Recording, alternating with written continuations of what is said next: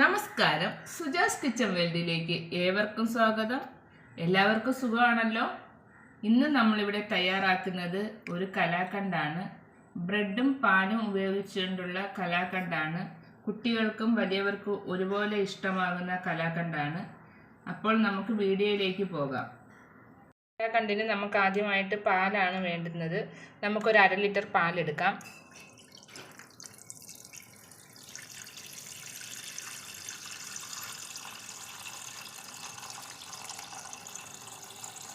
നമുക്കിനി ഈ പാലൊന്ന് അടുപ്പത്തേക്ക് വയ്ക്കാം. പാല് നമ്മൾ അടുപ്പത്തേക്ക് വെച്ചിട്ടുണ്ട്. ഇതിന് നമുക്കിതൊന്ന് ചൂടായി തിളപ്പിച്ചെടുക്കാം. നല്ലതുപോലെ ഒന്ന് തിളച്ച് വരുന്നത് വരെ നമുക്ക് വെയിറ്റ് ചെയ്യാം. പാലൊക്കെ നല്ലതുപോലെ ചൂടായിട്ടുണ്ട്.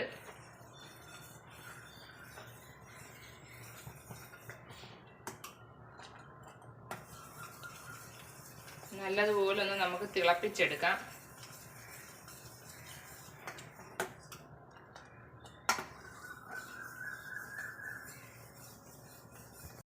പാല് നല്ലതുപോലെ തിളച്ച് വന്നിട്ടുണ്ട്. ഇനി നമുക്ക് മധുരത്തിന് ആവശ്യമായ പഞ്ചസാര ചേർത്ത് കൊടുക്കാം. ഞാനിവിടെ 3 സ്പൂൺ പഞ്ചസാരയാണ് ചേർത്തിരിക്കുന്നത്.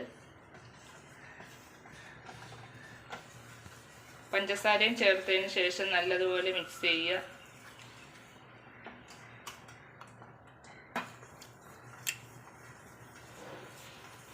പഞ്ചസാരയെല്ലാം നല്ലതുപോലെ മെൽറ്റ് ആയിട്ടുണ്ട്.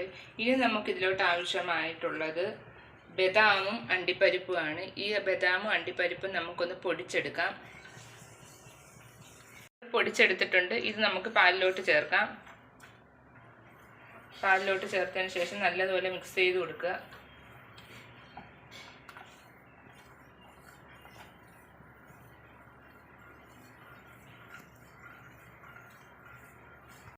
ഇനി നമുക്കിതിലോട്ട് ആവശ്യമായിട്ടുള്ളത് വാനില എസൻസ് ആണ്. ഒരു ഫ്ലേവർ കൊടുക്കുന്നതിനാണ് വാനില എസൻസ് ഒഴിക്കുന്നത്. ഇല്ലെങ്കിൽ ഏലക്കാപ്പൊടി ചേർത്താലും മതിയാകും. നല്ലതുപോലെ മിക്സ് ചെയ്ത് കൊടുക്കുക.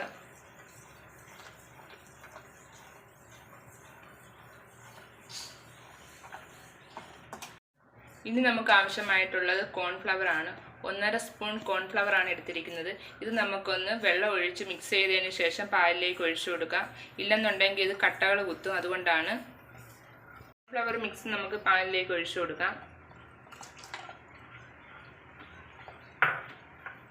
നല്ലതുപോലെ മിക്സ് ചെയ്ത് കൊടുക്കുക.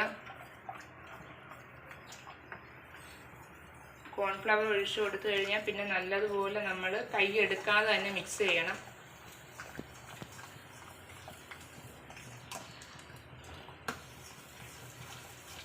ഇപ്പോൾ ഇതൊന്ന് കുറുകി വന്നിട്ടുണ്ട്. ഒരുപാട് അങ്ങ് കട്ടിയാക്കണ്ട. ഇതേ പരുവത്തി മതി. കാരണം എന്ന് വെച്ചാൽ ഇത് ഇനി ഇരിക്കുമ്പോൾ ഇച്ചിരി കട്ടിയാകും. നമുക്കിതൊന്ന് റൂം ടെമ്പറേച്ചർ ആയതിനു ശേഷമാണ് നമുക്കിത് എടുക്കേണ്ടുന്നത്. നമുക്കിനി ഇത് തീ ഒന്ന് ഓഫ് ചെയ്തേക്കാം. ഇനി നമുക്ക് വേണ്ടുന്നത് ബ്രെഡാണ്. ഈ ബ്രെഡിൻ്റെ 4 വശത്തുള്ള ബ്രൗൺ ഒന്ന് കട്ട് ചെയ്ത് മാറ്റാം.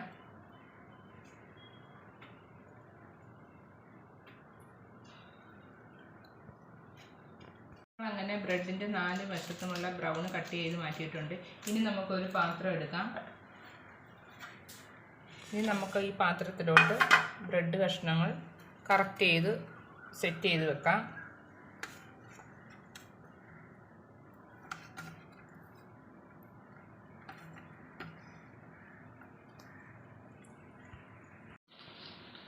അപ്പോൾ നമ്മൾ ബ്രെഡെല്ലാം കറക്റ്റ് ചെയ്ത് പാത്രത്തിൽ വെച്ചിട്ടുണ്ട്. ഇനി നമുക്കിതിൻ്റെ പുറത്തേക്ക് നമ്മൾ നേരത്തെ പാലും കോൺഫ്ലവറും ചെയ്ത് വെച്ചിരുന്ന മിക്സ് ഒഴിച്ചു കൊടുക്കാം. ചെറിയൊരു ചൂടുണ്ട്. എല്ലാ ഭാഗത്തും എത്തുന്ന രീതിയിൽ നമുക്ക് ഒഴിച്ചു കൊടുക്കാം.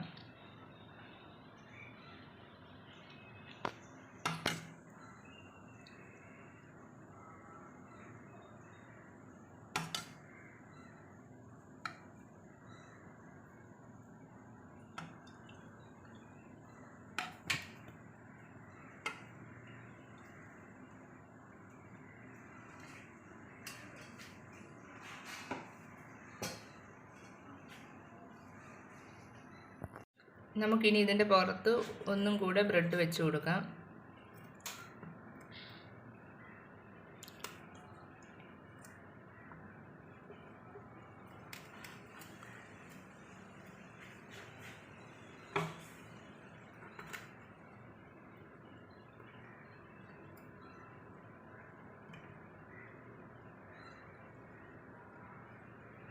ബ്രെഡെല്ലാം ഒന്ന് കറക്റ്റ് ചെയ്ത് വെച്ച് കൊടുക്കുക.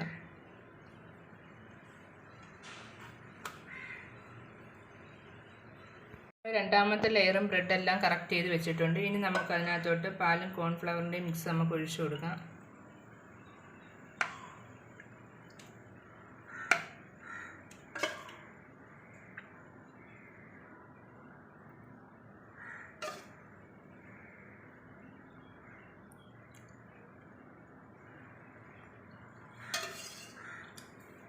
പാലിൻ്റെയും കോൺഫ്ലവറിൻ്റെയും മിക്സ് ഒഴിച്ചു കൊടുത്തിട്ട് നമുക്കിതൊന്ന് പ്രസ് ചെയ്ത് കൊടുക്കുക.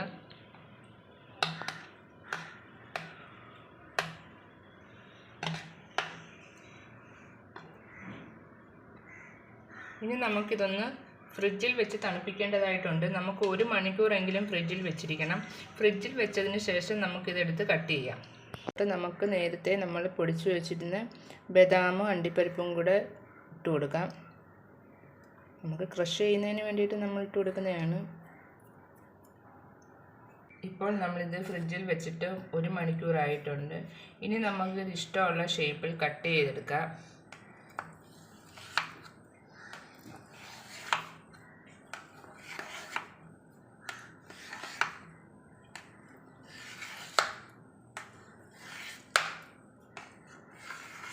കുട്ടികൾക്കും എല്ലാവർക്കും ഒരുപോലെ ഇഷ്ടമാകുന്ന ഒരു റെസിപ്പീസാണിത്.